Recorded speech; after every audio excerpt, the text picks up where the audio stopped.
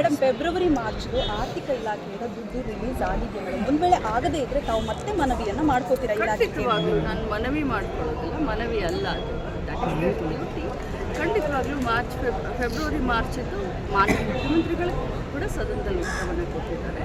ನಾವು ಮತ್ತೆ ಪದೇ ಪದೇ ಫೈನಾನ್ಸ್ ಡಿಪಾರ್ಟ್ಮೆಂಟ್ಗಳು ಕೂಡ ನಾವು ಕೇಳ್ಕೊಂಡಿದ್ವಿ, ಬಿಡುಗಡೆ ಅವ್ರು ಯಾವಾಗ ಮಾಡ್ತಾರೆ, ಮಾಡಿದ ತಕ್ಷಣ ರಾಜ್ಯದ ಯಜಮಾನಿಗಳಿಗೆ ಹಣವನ್ನು ಫೆಬ್ರವರಿ ಮಾರ್ಚ್ ಖಂಡಿತವಾಗ್ಲೂ ಯಾವತ್ತು ಫೈನಾನ್ಸ್ ಡಿಪಾರ್ಟ್ಮೆಂಟ್ ಕ್ಲಿಯರ್ ಮಾಡುತ್ತೆ ಅವತ್ತು ನಾನು ಬಟ್ ಯಾವತ್ತು ಆಗ್ಬೋದು ಮೇಡಮ್?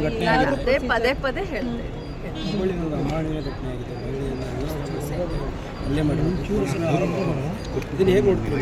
ನೋಡಿ, ಮೊದಲು ಒಂದು ದಿನ ಪೊಲೀಸರು ಮಾಧ್ಯಮದವರು ತಾವೇ ಎಲ್ಲ ತೋರಿಸಿದ್ರ, ಅವತ್ತು ನಾನು ಮಾತಾಡಿದ್ರೆ ಸ್ಥಳೀಯ ನಮ್ಮ ಇಲಾಖೆಯ DD ಅವರು, ಆದರೆ ಎರಡನೇ ದಿನ ಮಾಧ್ಯಮದಲ್ಲಿ ತಾವೇ ಎಲ್ಲ ತೋರಿಸಿದ್ದೀರ ಯಾವ ರೀತಿ ಘಟನೆ ಆಯಿತು, ಒಂದು ಸೋಷಿಯಲ್ ಮೀಡಿಯಾದಲ್ಲಿ ಹರಿದಾಡ್ತಾ ಇದೆ. ಯಾಕಂದರೆ ಭಾಳ ಸೂಕ್ಷ್ಮ ವಿಚಾರ ಇದೆ. ಮಹಿಳೆ ಅಂತ ಬಂದಾಗ ನಾನು ಭಾಳಷ್ಟು ಸೂಕ್ಷ್ಮವಾಗಿ ಸಂವೇದನಶೀಲ ಆಗಿ ನಾನು ಮಾತನಾಡಬೇಕಾಗುತ್ತೆ. ಒಂದೇ ಮಾತಿನ ಯಾರದೇ ತಪ್ಪು, ಪೊಲೀಸ್ ಡಿಪಾರ್ಟ್ಮೆಂಟ್ ಆಗಿದ್ದು ಇನ್ನೊಬ್ಬರು ತಪ್ಪಿತಸ್ಥರ ಮೇಲೆ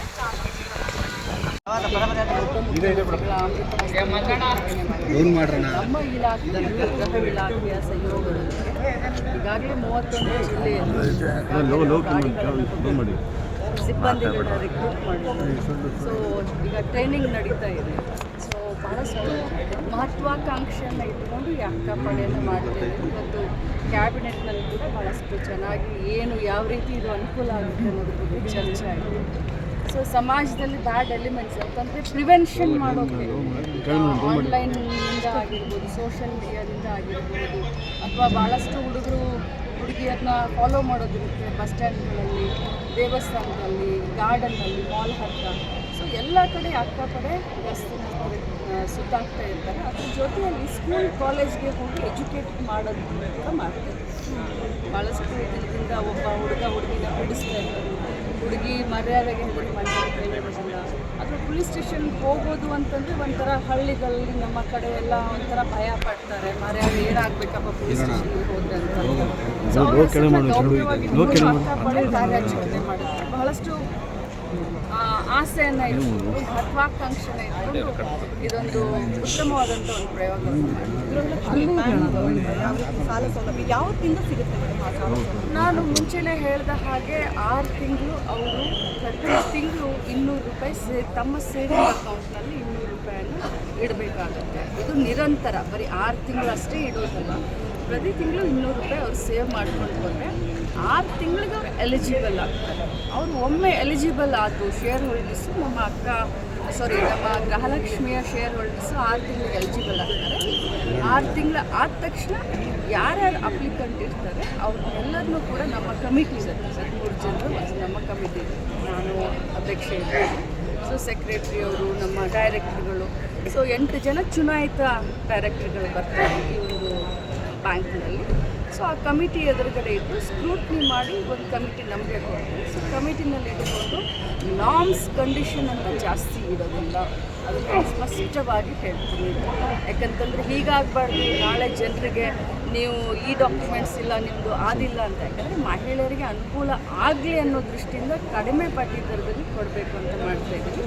ಭಾಳಷ್ಟು ಸ್ಟ್ರಿಕ್ಟಾಗಿ ನಾವೇನು ಡಾಕ್ಯುಮೆಂಟ್ಸ್ ಆಗಲಿ ಇದನ್ನ ಮಾಡಲ್ಲ, ಅವರಿಗೆ ಸಹಾಯ ಆಗೋ ರೀತಿ ಮಾಡ್ತೀವಿ. ಜೊತೆಲಿ ಎಲ್ಲ ಮೆಂಬರ್ಗಳಿಗೂ ಕೂಡ ಆರೋಗ್ಯ ವಿಮೆಯನ್ನು ಮಾಡಿಸುವಂಥ ಒಂದು ದೊಡ್ಡ ಸಾಹಸಿಕೆ. ಅಂದರೆ ಕಾರ್ಡ್ ಇಲ್ಲದೆ ಇರೋ ಮೇಡಮ್ ಆರೋಗ್ಯ ವಿಮೆ ಯಾವತ್ತಿಂದ? BPL ಕಾರ್ಡ್ ಅನರ್ಹ ಮಾಡ್ತಿದ್ದಾರೆ ಅಂತಗಳಿಗೆ ಗೃಹಲಕ್ಷ್ಮಿ ಹೌದು, BPL ಕಾರ್ಡ್ ಅನರ್ಹ ಆದ ತಕ್ಷಣವೇ ಗೃಹಲಕ್ಷ್ಮಿಯನ್ನು ಕಟ್ಟಾಗುತ್ತೆ. That is natural.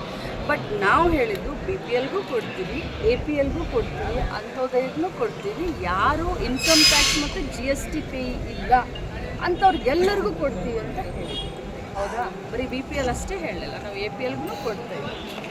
ಆದರೆ ಈಗ ಏನು ಹೊಸದಾಗಿ ಸ್ಕ್ರೂಟ್ನಿ ಮಾಡಿ ಏನು BPLನ ಕಟ್ ಮಾಡ್ತಾ ಇದ್ದಾರೆ, ಆ ಲಿಸ್ಟು ಅವ್ರು ನಮಗೆ ಕಳಿಸಿದ ಅವ್ರಿಗೂ ಹೋಲ್ಡ್ ಆಗಿದೆ, ಅವ್ರಿಗೂ ಹೋಲ್ಡ್ ಆಗಿದೆ BPL. ಇಲ್ಲ, ನನಗದ್ರ ಬಗ್ಗೆ ಗೊತ್ತಿಲ್ಲ. ನೀವು ಹೇಳಿದ್ದಕ್ಕೆ ಆ ಉತ್ತರ ಕೊಡ್ತಾ ಇದ್ದೆ. ಆ ರೀತಿ ಏನಾದರೂ ಆದರೆ ನಾಳೆ ಅವರು ಮಾತ್ರ ತಾನೇ ಸಮಸ್ಯೆ ಆಗುತ್ತೆ, ಟ್ಯಾಕ್ಸ್ ಕಟ್ಟೋರಿಗೆ ಮಾತ್ರ ಸಮಸ್ಯೆ ಆಗುತ್ತೆ. ಬಟ್ ನಾವು ಆಹಾರ ಇಲಾಖೆಯಿಂದ ನಾವು ಡಾಟಾ ತೆಗೆದುಕೊಂಡಿರೋದು, ರೇಷನ್ ಕಾರ್ಡ್ ಡಾಟಾ ತೆಗೆದುಕೊಂಡಿರೋದು ಆಹಾರ ಇಲಾಖೆಯಿಂದ. ಅವರು ಫ್ರೆಶ್ ಆಗಿ ಡಾಟಾ ಕೊಟ್ಟು ಡಿಲೀಟ್ ಅದರಲ್ಲಿ ಆಗಿದ್ರೆ ಮನೆ ಯಜಮಾಂತಿಯರಿಗೆ ಮನೆ ಯಜಮಾನ್ತಿ, ಸೊ ಅವಾಗ ನ್ಯಾಚುರಲ್ ಆಗಿ ಅದೇ ಮೇಡಮ್, ಈಗ ಇಷ್ಟು ದಿನ ಕೊಡ್ತಾ ಇದ್ರಿ, ಎ ಪಿ ಎಲ್ ಕೊಡ್ತಾ ಇದ್ರಿ, ಬಿ ಪಿ ಎಲ್ ಇನ್ನು ಮುಂದೆ ಏನಾದರೂ ಇನ್ನು ಬದಲಾವಣೆ ಮುಂದೂ ಎ ಪಿ ಎಲ್ಗೂ ಕೊಡ್ತೀವಿ, ಬಿ ಪಿ ಎಲ್ ಕೊಡ್ತೀವಿ. ಒಂದೇ ಕಂಡೀಷನ್ನು ನಾನ್ ಟ್ಯಾಕ್ಸ್ ಪೇ, ನಾನ್ GST ಪೇ. ಮೇಡಮ್, ಫೆಬ್ರವರಿ ಮಾರ್ಚ್ಗೆ ಆರ್ಥಿಕ ಇಲಾಖೆಯಿಂದ ದುಡ್ಡು ರಿಲೀಸ್ ಆಗಿದೆ ಮೇಡಮ್. ಒಂದು ವೇಳೆ ಆಗದೇ ಇದ್ರೆ ತಾವು ಮತ್ತೆ ಮನವಿಯನ್ನು ಮಾಡ್ಕೋತೀರಾ ಇಲಾಖೆಗೆ? ಖಂಡಿತವಾಗ್ಲೂ ನಾನು ಮನವಿ ಮಾಡ್ಕೊಳ್ಳೋದಿಲ್ಲ, ಮನವಿ ಅಲ್ಲ ಅದು, ದಟ್ ಇಸ್ ಡ್ಯೂಟಿ. ಖಂಡಿತವಾಗ್ಲೂ ಫೆಬ್ರವರಿ ಮಾರ್ಚಿದ್ದು ಮಾನ್ಯ ಮುಖ್ಯಮಂತ್ರಿಗಳು ಕೂಡ ಸದನದಲ್ಲಿ ಉತ್ತರವನ್ನು ಕೊಟ್ಟಿದ್ದಾರೆ. ನಾವು ಮತ್ತೆ ಪದೇ ಪದೇ ಫೈನಾನ್ಸ್ ಡಿಪಾರ್ಟ್ಮೆಂಟ್ಗಳು ಕೂಡ ನಾವು ಕೇಳ್ಕೊಂಡಿದ್ವಿ, ಬಿಡುಗಡೆ ಅವ್ರು ಯಾವಾಗ ಮಾಡ್ತಾರೆ, ಮಾಡಿದ ತಕ್ಷಣ ರಾಜ್ಯದ ಯಜಮಾನಿಗಳಿಗೆ ಹಣವನ್ನು ಕೊಡ್ತಾರೆ. February March pending. ಖಂಡಿತವಾಗ್ಲೂ ಯಾವತ್ತು ಫೈನಾನ್ಸ್ ಡಿಪಾರ್ಟ್ಮೆಂಟ್ ಕ್ಲಿಯರ್ ಮಾಡುತ್ತೆ ಅವಾಗ ನಾನು ಕ್ಲಿಯರ್. ಬಟ್ ಯಾವತ್ತು ಆಗ್ಬೋದು ಮೇಡಮ್? ನಾನು ಅದೇ ಪದೇ ಪದೇ ಹೇಳ್ತೇನೆ. ಹುಬ್ಬಳ್ಳಿನಲ್ಲಿ ಒಂದು ಅಮಾನವೀಯ ಘಟನೆ ಆಗಿದೆ, ಮಹಿಳೆಯನ್ನು ಹಲ್ಲೆ ಮಾಡಿ ಇದನ್ನು ಹೇಗೆ ನೋಡ್ತೀವಿ? ನೋಡಿ, ಮೊದಲು ಒಂದು ದಿನ ಪೊಲೀಸರ ಮೇಲೆ ಆರೋಪ ಬಂತು, ಮಾಧ್ಯಮದವರು ತಾವೇ ಎಲ್ಲ ತೋರಿಸಿದ್ದೀರ. ಅವತ್ತು ನಾನು ಕಮಿಷನರ್ ಮಾತನಾಡಿದೆ, ಸ್ಥಳೀಯ ನಮ್ಮ ಇಲಾಖೆಯ DD ಅವರು ಕಳಿಸಿದ್ರು. ಆದರೆ ಎರಡನೇ ದಿನ ಮಾಧ್ಯಮದಲ್ಲಿ ತಾವೇ ಎಲ್ಲ ತೋರಿಸಿದ್ದೀರ ಯಾವ ರೀತಿ ಘಟನೆ ಆಯಿತು. ಒಂದು ಸೋಷಿಯಲ್ ಮೀಡಿಯಾದಲ್ಲಿ ಹರಿದಾಡ್ತಾ ಇದೆ.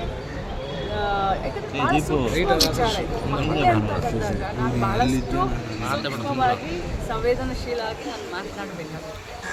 ಒಂದೇ ಮಾತನ್ನ ಯಾರದೇ ತಪ್ಪು, ಪೊಲೀಸ್ ಡಿಪಾರ್ಟ್ಮೆಂಟ್ ಆಗಿದ್ದು ಇನ್ನೊಬ್ಬರು ತಪ್ಪಿದ್ದಸ್ತರ ಮೇಲೆ